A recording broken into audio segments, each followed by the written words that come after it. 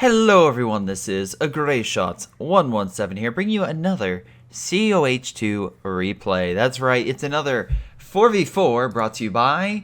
No, I hate this guy. Don't even bother. This guy is a total fraud.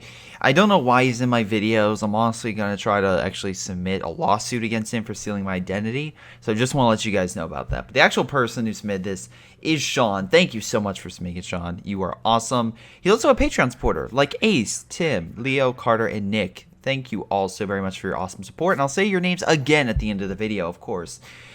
It's a 4v4 Lazarus ambush. Let's double check their names. This is Boxes, by the way, I think, because he has the name that is always Boxes. Haha, get it? So as you can see, the Axis team currently has a small advantage in playtime, but we'll see how well the Allies do. It's 2 British and 2 Soviet, so I expect a lot of infantry and a lot of emplacements, but we'll see how things go. Remember, you can submit your own replay, and I will take a look. You can do so via my Gmail and Facebook if you don't know how to submit it. There's also a video on my channel, how to send a COH2 replay. Cosmic Green is also a random, I think. I'm not entirely sure who this guy is. Yeah, kind of, don't know. So anyway, let's get to it, shall we? Oh, I should probably go over names as well. So we got, I already said these guys, Swedes, Bangdal, Mr., and Lancer. Alright. And some people say, hey, Greyshot, why don't you do them by color? It's because sometimes the color misses up. It's weird. So, example, the color here is not the same as the color here. It's not the same as the color you see in the game. I don't know why it happens, but if I get in that habit, I could be miscalling people, and I don't want that. So in case, Lancer, oh boy, going with the emplacements, Lancer Emplacement Regiment, oh boy. Bangdal went Soviet Combined Arms, so nice artillery and actually armor counters. Royal Engineer, again, you don't know, guard it, camouflage hurts armor, but if you pin it with an IL-2 bomb strike, mwah, say goodbye to your King Tigers and Tigers alike. Nice heavy cover defensive position. Again, holding back the Volk squads, picking them off with fire faster rate. They should win this engagement, even though the Volk squads moved up because they have way less men. We'll see. The Kubel might have enough firepower to tip the scale, but I think by a hair the British infantry are going to take this. Also, happy holidays. Right now I'm recording this on right around Thanksgiving, so once again, if you're hearing this before, happy holidays. And safe travels on Black Friday and the shopping weekend in general. Okay, this is stupid. You shouldn't have left. You were actually in a really good position. That's like the Swedes, you went one step too far. You also have a stand fast, which is really actually probably one of the best abilities in the game, because if it automatically heals emplacements, which makes them incredibly powerful. Nice flank. It looks like my brother and Sean are just overwhelming this poor British bastard and pushing him back. So most likely the what's his name, Lancer won't be able to emplace all that effectively. Axis haven't really picked much. Cosmic Green picked Breakthrough, so Yag Tiger in mid is a possibility, though he's on left, so maybe in this wider open area over here. Nice kill on the Kubel. Conscript squad's pushing up to push back the Pioneer squad, but with their health, most likely they'll be unable to capture the point with any serious contender moving up to push them back, like the Stern Pioneer squad that's in the building, currently mowing them down. Oh boy. We have a Beaufort currently going down, most likely to break this guy up and hold point. Beaufort can actually fire pretty damn far, so I don't mind this. The problem, though, is very simple. The mortar. This mortar could be pretty much annoying as hell, so Boxes could be causing a lot of havoc and concern. We'll see how... Oh, Beaufort deployed at the last second. I think this Stern Pioneer squad's going to bite the... Yep, there it goes. Oh, boy. Just couldn't stand a chance. Anyway, Beaufort trying to pick off some Volk squads, but they managed to get out of range just in time. You can also bring up an AT gun to neutralize this target, though, again, with a forward assembly located close by or a unit inside, this unit can now fire that suppressor barrage, and he'll fire it most likely at the mortar? Or the bunker. Sure. I would have done it on the mortar, but it might be just out of range. Though if he's firing over here, it might be in range, because you figure it's circle-wise. How far it goes there, you turn a little bit, probably could go here. Firing barely in this region, maybe it's just out on the edge, but yeah. I always try to use it for counter mortar fire. Most likely what Swedes is going to do is put down a mortar pit right here, kind of defend this point and just bring in the big guns. Now let's see. We have an 82mm mortar, so not too bad. Again, I always, anytime I see a Soviet, I'm like, are they bringing out the heavies? But no, this is actually really damn good at just counter-mortaring and actually just hurting infantry in general. I typically find the Soviet mortars, for some reason, better than the German mortars. And especially if you get the heavy variety, oh god, it's brutal. We have more emplacements over here. Looks like the MG to guard its making, and as you can see, infantry section are going to make it because of the ability in the advanced placement doctrine allows them, or regiment allows them to make it, so that's very nice. My brother's going to try to hold this area with some MGs brought to you by Sean. We also have some mortars brought in, along with some mines being deployed with a, I'm going to assume, medical truck that will be set down this region. Right now, allies are currently in need of some support. They have 1 star, but most likely this squad, when it starts moving for whatever reason, will take this point, and the allies need to start gaining territory. Though it's not all doom and gloom. They still have a decent amount of fuel and munitions compared to the Axis. Not maybe as much, but still. Also, nice scout car maneuvering. I've seen this done before recently by myself, an expert COH2 player. And the entire crowd laughs around me saying, what? And I ask why. Although that typically happens whenever Kenwerfer comes up and just blows it to Kingdom Come. So yeah, that's the thing you have to worry about the OKW. They don't have MGs to really, so the infantry can push on through. But that you have to worry about armor with them compared to a German player, because of the fact the German have to wait another building typically to get that another building to allow for an AT gun, while the worst case you have to really worry about some Panzerfaust if they have enough munitions. On the flip side, OKW you have to worry about goddamn Verkenwerfers just popping out of nowhere and just opening fire. It's great and hilarious when it's just like, oh, I'm moving fine, and then you get 3 rockets, so like, what the fuck was that? Or sneaking them behind enemy lines, which I've seen players do. Bofer, once again, being set down, but again, no more. Oh, there we go. He's building the mortar emplacement in mid. So I guess this is just going to be a temp. So we'll see how things go. In any capacity, let's flip on over. And we can see that Box is currently trying to keep the mortar alive through the half-track. Again, half-track can resupply infantry in the front lines. Very nice tactic. A lot of mortars currently. I like, again, that they're just not like, oh, we should probably ignore them. No, they're really trying to neutralize them, and they're just trying to bring up mortars. However, and they're also trying to make sure they're supported.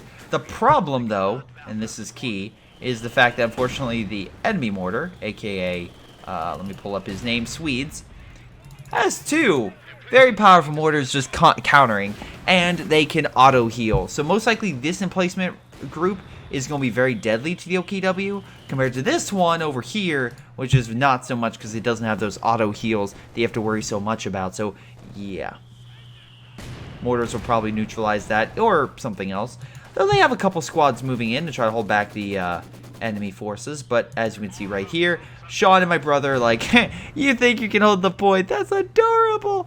Anyway, so let's see. We have 2 medicals down, so that allows the OKW to continue with their assault, like the mine placements all around, so that should keep the enemy forces back. Hey, dude, there's a thing called retreating. You might want to do it. Also, someone pointed this out. Hey, Greyshot, why do you use the Maxim? It sucks. It's still an MG. It's still good, but in this capacity, when it's your main front and you have a British person as your side, I don't understand why you don't get a Vickers machine gun, or a Bofors, which I know it just died, but does from the AT, aka the Kenwerfer. Wow, 9 kills. 2 vehicles, 2 buildings, and 5 infantry, and it's only Vet 1. Goddamn. Anyway, so moving on. What do I have to go over? Oh, yes. Why go MGs? In this scenario, it actually is like, why are you making MGs? The Maxim's good when, of course, it's like you're playing with an American player, because the American player can't make MGs immediately. So it's actually good support to bring up their Soviet mortars and AT guns and have the American infantry backbone to push up. Now, you could be saying, Greyshot, why would you not do that with the British infantry? Infantry are the best in the game. Yes, one's upgrading everything. But right now, if you have a Vickers machine gun line, along with Bofors and placement, you don't really rely on infantry section, but you allow the Soviets to bring up the penals and the conscripts in mass amounts to counteract a lot of the German infantry. They go hand in hand and can just hold back the enemy while the British dig in and hold down. It's a weird tactic, I know, but it complements each faction nicely. So, like this, you can see this guy's going heavier on infantry and also with bringing in some mortar support. Though the fire from good old Box's half-track is kind of concerning. he should have AT grenades, which really would have helped, and also kind of should have blitzed. He has more than enough munitions to really, you know, oorah forward, so it's kind of astonishing he didn't do that. Anyway, this guy is, once again, even though he lost one mortar emplacement, decides, hey, I'm going to build another, because why not? Big weeds also you could really do with upgrading your base. You could do it right now, and then you would actually be able to deploy an armor unit very quickly.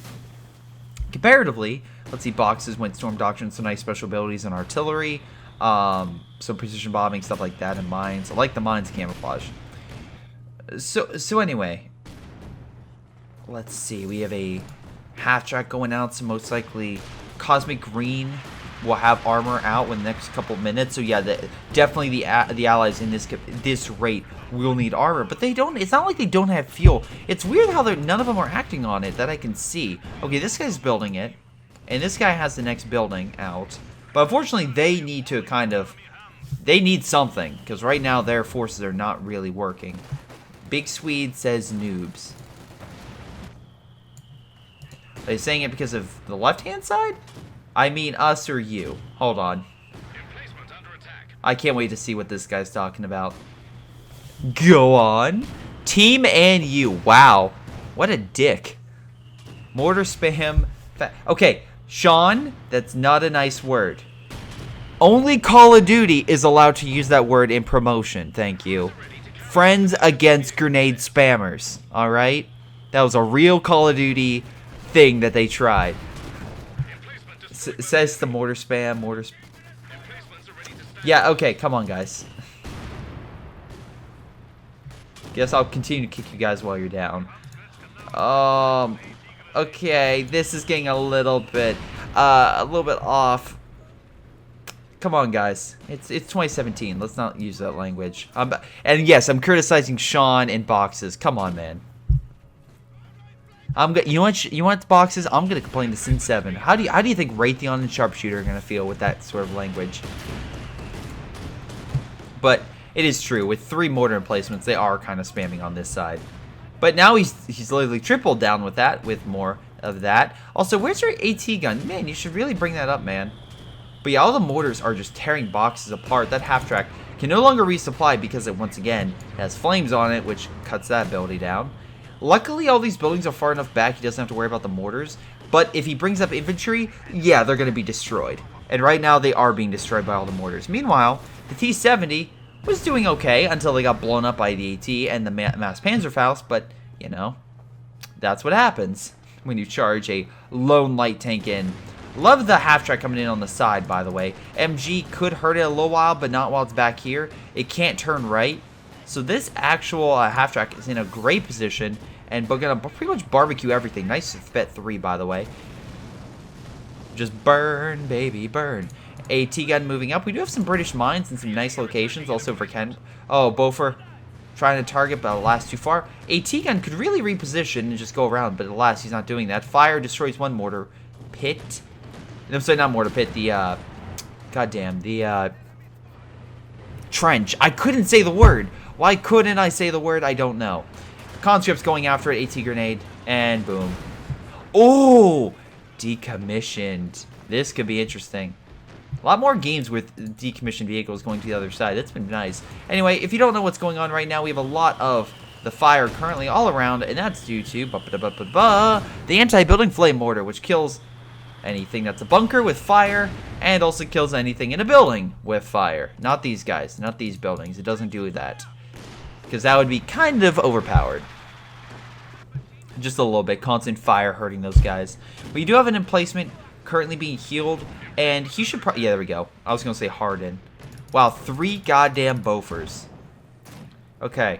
I know you're trying to make this great defensive line, and it's working. And I also do like, again, to actually kind of correspond with middle, because I've kind of been talking negatively about Mr. and Lance, and to be fair, they have been kind of doing pretty bad. And also, this entire right-hand side, I just realized, has become literally the British emplacement with 4 Beauforts and 4 mortars. Okay. So anyway, I don't want to talk negatively about them the entire time. There is something they're doing right. I do like, again, how they pick this doctrine. It's good for helping your allies out. I do like the fact that they are kind of conjoining in mid, because they realize, okay, the left side's not important. Let's focus in mid. And they are winning in mid because of that. They are taking it, they're holding it, and they're locking it down. And they're bringing so much firepower that Box has pretty much lost all of his men. Box has lost his entire front line. Now, they do have some heavy artillery, which Greyshot, again, 151, is bringing up. Once again, imposter, calling in artillery in this region to try to break them. Another mortar pit, but I feel like there's a big flaw with this emplacement. It's like Dora the Explorer. Can you tell me what's wrong with these emplacements? And again, it's like, oh, Greyshot, what are you talking about? I see nothing wrong. If anything, I see these emplacements so far being unstoppable, especially once he's able to activate that heal ability again. Well, yes and no. Against infantry, this is death. This is death. No, this is no man's land right over here because of all the mortars and everything. But they now have support guns and heavy artillery coming in, which is going to start breaking up these emplacements. There is one thing, though, that these emplacements do not have, which is very important. None of these emplacements are anti-armor, right? They got one AT gun, which has so far been kind of not great. So how do you deal with all this? Well, it's very simple. Armor. Remember how I kept talking about Panthers and now they're kind of stupid in a lot of regards, or that's what people say? Not really, but again, they can be used for certain tactics. This is a perfect opportunity for a Panther, which Box is bringing out, because a Panther can take both armor shots like nothing. Like, it can deflect almost all those shots. A nice recon plane coming in, or something. I assume it was a recon. Hold on. Yeah, it was a recon. Poor Sean. Fortifications. Nice conscripts coming in from behind trying to do damage, but the Stern Pioneers in cover are going to rip those guys apart. So, yeah, need to retreat these guys before they die, and there they go. Good job, Bang Doll. Good job. At least he should be giving out armor. He is bringing out his own artillery to counteract their artillery, and it looks like actually all four guys are over here trying to help out because there's just so many emplacements, it's ridiculous. Also, we now have 6 mortar emplacements. 6 mortar emplacements and 5 Bofors. So he wants to make the great fortified line, and right now most, if not all, of his manpower are in these emplacements right now. Especially if he healed these guys, pretty much all his manpower is drained up. But here's the problem: he needs this guy to make sure that all these emplacements don't die from tanks. That's it. That's all he needs to do. If they can deploy a recon and IL-2 bomb strike, they can deal with the artillery, which is why I'm not worried. Also, nice job with the fire on the bunkers. And looks like the mortars have been tearing these guys apart. So very nice. Oh boy. Meanwhile, looks like we have a Panther coming in. SU-76 gonna try to hold the flank. Gets a shot on the Panther. Very surprising. Bounce off the front. Mortars team's opening fire on the enemy squads. Looks like a big push in mid is occurring. Half track's still there. Missed one shot, but the other shot came in. Panther's now pushing up. Oh boy. SU-76 holding him off. Oh. Wonder if that mine's going to come into play. Very curious about that. SU-76 still trying to get some shots in, but they need armor. This is the problem that this guy, instead of spending another 400 on another mortar emplacement, which I know. Greyshot, you know, the mortar emplacement's going so well. Well, it may have been more beneficial instead of another one to instead use that for a company command post and get some goddamn armor. Because right now, I see no armor for the allies. Okay, I got one Firefly. We got one Firefly, guys, at the 19-minute mark. Where the Axis currently have a Panther. 2 Panzer IVs, because Cosmic Green has lost his entire army. So, I'll give you that. This looks bullshit, and it so far is, because it is murdering everybody. But now, there is a Panther, and a lot of forces in mid with nothing stopping him. So right now, all they have to do is deal with all this defensive line. Wrong game, this is not Sim City. I'm assuming they realized. I will say this. This guy's playing an expert SimCity. Just look at that. He has near full pop cap. This is insane. Like, I feel like that's I think I can say that with all this, right? The problem is this armor. Because now they have no AT in this region, so they're just gonna pick them off one by one. Just like pulling weeds. They'll try to heal it, and the guy has a lot of like extra armor or extra stuff with this. But now this Firefly is literally their only hope to keep these emplacements still standing. That, and also, this guy forgot one key concept.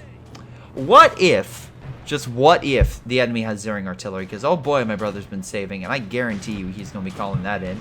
We also now have a King Tiger, which is very nice. And this guy, who should probably be using his recon to call an IO2 bomb strike, needs to get that extra points to call it in. King Tiger is going up the gut. The Panzer IV is coming along the side. Firefly coming in with an Su-85 to assist. Nice job with the Panzer IV using the building as cover. Although, forgot about these two suckers. Although double shot should be able to neutralize. Oh no, lost its main gun. Su-85 can get one more shot. Nope. King Tiger neutralizes it. Su-85 trying to get a shot on the Panzer IV with extra armor. But last, the Panther's going to come in and murder them. Terrible armor gameplay by them. Again, use your distance. Use your range. Don't get so close up. And right now, even though that he's activating the thing to auto repair, there is a small issue, and that would be the zeroing artillery about to lay waste to all of these emplacements. Oh boy. Oh my god, the Bofors are actually hurting it. Stuka bomb strike over in this region to hurt some of the infantry. King Tiger forced to retreat from the Bofors. That's the first time I've seen so many Bofors open fire to make the retreat. Nice 17-pounder, but facing the wrong direction, which makes me think that this did nothing to help these guys out. This guy built it way too late, and now we have zeroing artillery coming down, which might hurt it. Well, it looks like it did. Along with all the artillery coming down to clear these emplacements. We got a couple guys currently dying, as you can see by that British infantry flying in the air from the artillery. But that being said, he's not done yet. Lancer lost all but one, which sucks for him. And this guy still has 3 Bofors and 4 mortar pits. So that zeroing artillery only killed 1. Recon's going out, but the Bofors quickly shoot it down. Can I get a awesome... Ah, no. Oh, so close to hitting the Panzer Fusileers. Oh, god damn it. So close. Now, this could have worked. I'm not saying that these guys are idiots for trying this tactic. It's actually a decent tactic. The problem is they lack AT. And I feel like while Swedes is a great player, it looks like, that so far just going a lot of these heavy emplacement very well. The problem is his teammates are not that great. Bangdahl, he's okay. Lancer is, definitely a worse off. And this guy at least has armor, so I'll give him that. Panzer III... Oh, Panzer III. Panzer IV gets destroyed by 3 T-34 76s, going along and doing a nice flank. But if it versus a Panther or a King Tiger, respectively, they're going to be in for some big problems. Now, we have a 17-pounder going down, and I think more zeroing artillery. Something's coming in. No, just a lot of smoke. Bofors opening fire. Jesus Christ, all the smoke. I'm assuming assault artillery came down. Maybe. Something called in all the goddamn smoke.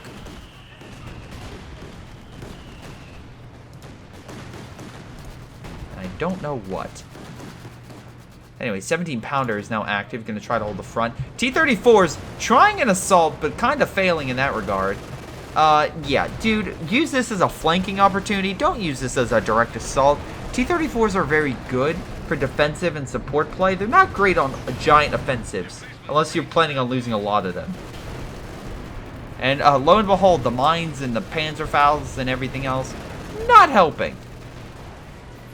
So he just lost all 3 T-34s. He could probably produce a lot more, especially if you drop some more fuel. But it's going to be a while before he's operational with any sort of army. And without that, they have, what, 1 Su-85 to hold the line. They have a Katusha, which isn't bad. Where the hell did you call that?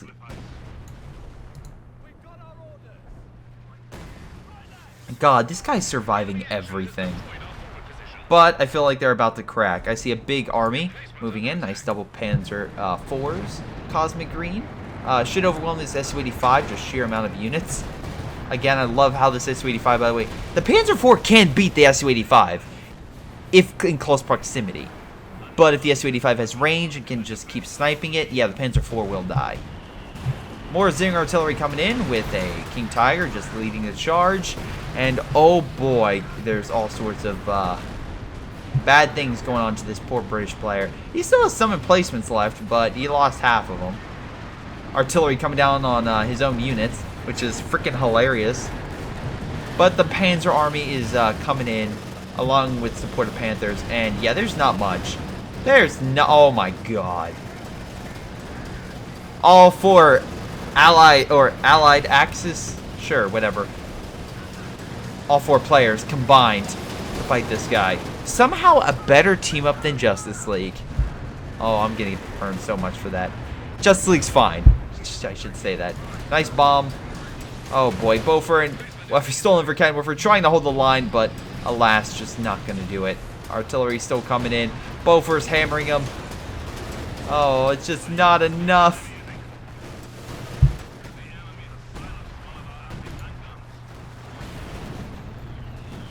Yeah, Star Artillery, I'm assuming. IL-2 bomb strike coming in. Will it hit a target? Oh, knock out the engineers, but alas, misses the main target, and they surrender.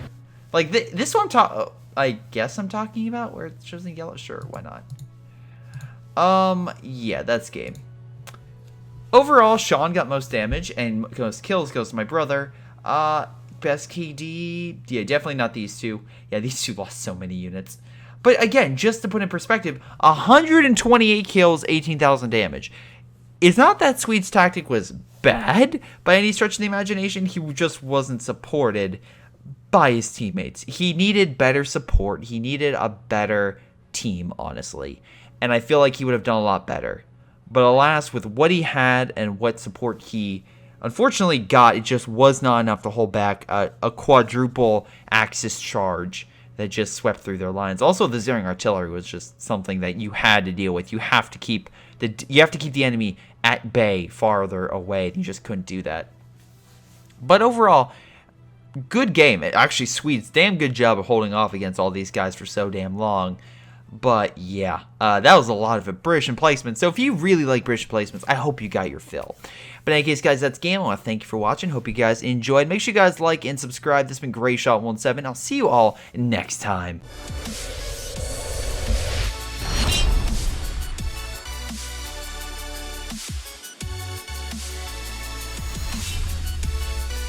Before this video ends, I want to once again give a shout out to special Patreon supporters Ace, Sean, Carter, Leo, Tim, and Nick. Thank you guys so much for your awesome support. You guys can support me as well by hitting that like and subscribe button. Otherwise, I'll see you all next time.